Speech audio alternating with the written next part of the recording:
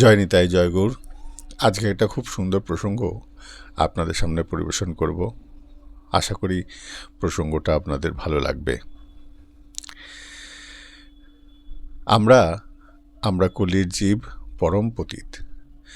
আমাদের কোনো সাধনের শক্তি নেই, না আছে ধ্যানের, না আছে যজ্ঞের, না আছে কোনো অর্চনার।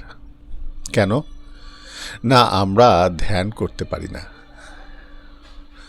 করে দেখুন না ধ্যান। ধ্যান মানে ইষ্টতে চিত্ত লাগানো। করে দেখুন, লাগে না। যেই লাগাবেন ছেড়ে চলে যাবে, যেই লাগাবেন ছেড়ে যাবে, এই রকম অবস্থা হবে। আমি তো চিত্তে ধ্যান লাগাবার চেষ্টা করছি অল্পক্ষণ হলেও, কিন্তু চিত্তে আমার শ্রীকৃষ্ণ পাদ পদ্মে লাগে না, লাগলেই ছেড়ে যায়। আমি জোর করে টেনে টুনে নিয়ে লাগাতে যাচ্ছি, আর সে কি বসবার লোক? সে তো বসবার লোক নয়। সে চলে যাচ্ছে বিষয়ে অনিরন্তরে। ধ্যানের সামর্থ্য এমন নাই। ত্রেতাযুগের ধর্মযজ্ঞ, তারও সামর্থ্য নাই। যজ্ঞের কোনো উপকরণ নাই কলিযুগে। যজ্ঞ করবেন কি দিয়ে করবেন? ঘি দিয়ে। সেই ঘি কলিকালে হয় না। এখন সেরকম ঘি কেউ করে না। কেননা দধিমন্থন থেকে যে ঘৃতটা ওঠে সেটা যজ্ঞের হবি। সেই ঘি এখন নাই। এখন হোম যাগ হচ্ছে ডালদার টিন দিয়ে। সুতরাং কীরকম যজ্ঞ হচ্ছে বুঝতে পারছেন আপনারা? আর যা যজ্ঞ তাও অশুদ্ধ। কারণ যে দ্রব্যই আনবেন আপনি যজ্ঞের জন্য, সেটার কোনো না কোনো জায়গায় অস্পৃশ্য বস্তুর সঙ্গে স্পর্শ হয়েছে। একেবারে টাটকা তো আপনার ঘরে আসছে না, কত জায়গায় হাত ফেরি হয়ে তবে আসছে। সুতরাং কোনো জায়গায় অস্পৃশ্য দ্রব্যের সঙ্গে স্পর্শ রয়েছে, তো সেই বিষয়টা, সেই দ্রব্যটা যজ্ঞ করবেন কি করে? সেই বিষয় দিয়ে আপনি যজ্ঞ করতে পারবেন? কেন? শুদ্ধ নয়। তারপরেতে স্থান শুদ্ধ নাই, কাল শুদ্ধ নাই। স্থান মানে যেখানে যজ্ঞ করবেন সেই যজ্ঞের স্থানটা হয়তো শুদ্ধ নয়। মাটির তলায় হয়তো হাড় আছে কিনা আপনি জানেন না। আবার কালও শুদ্ধ নয়, কোনো না কোনো দোষ আছে। জ্যোতিষীর মতে কাল শুদ্ধ হয় না। তারপরে মন্ত্র শুদ্ধি নাই, তন্ত্র শুদ্ধি নাই, আবার পুরোহিত শুদ্ধি নাই, যজমান শুদ্ধি নাই। পুরোহিত শুদ্ধি নাই কেন না? পুরোহিত দ্রব্যলোভী। যজমানও শুদ্ধি নয়। যজমান শুদ্ধি নয় কেন?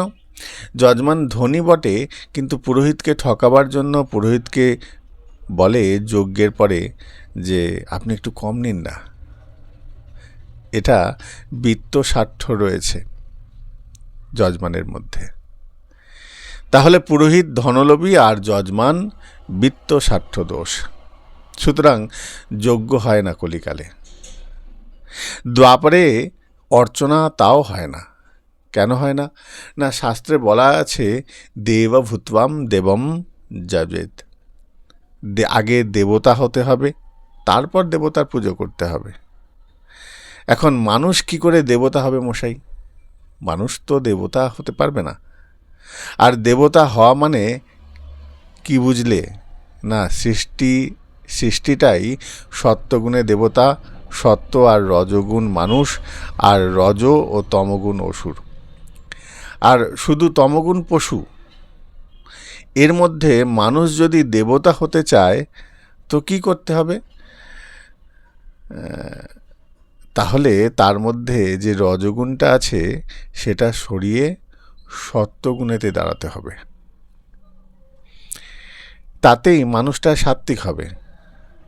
সাত্ত্বিক হলে দেবতুল্য হলো, তখন দেবতা পূজা করা যাবে, এর আগে নয়। এই হলো দেবভূত্বা দেবম যজেত। দেবতা হয়ে দেবতার পূজা করা। তাহলে কলিকালের মানুষের পক্ষে এটাও সম্ভব হচ্ছে না। দেবতা হয়ে সত্যগুণে দাঁড়িয়ে দেবতার পূজা করা সম্ভব হচ্ছে না। কলিকালের মানুষ রজস তমতে ভরা, তো সত্যগুণ কোথায় পাচ্ছে? সত্যগুণ আছে কি? না খুঁজলে ডুবুরি দিয়েও পাওয়া যাবে না। এই তো অবস্থা আমাদের। সুতরাং অর্চনাও হয় না। তাহলে কলির জীব কি করবে?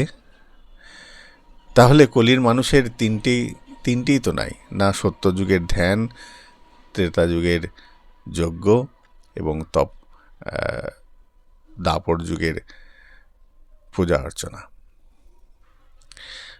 ধ্যানের সামর্থ্য নাই, যজ্ঞ হয় না, অর্চন তো করার সামর্থ্য নাই। তাহলে উপায়টা কি? উপায়টা শ্রীমন মহাপ্রভু বলছেন, হর্ষে প্রভু কহে শোনো স্বরূপ রাম রায়, নাম সংকীর্তন কলৌ পরম উপায়।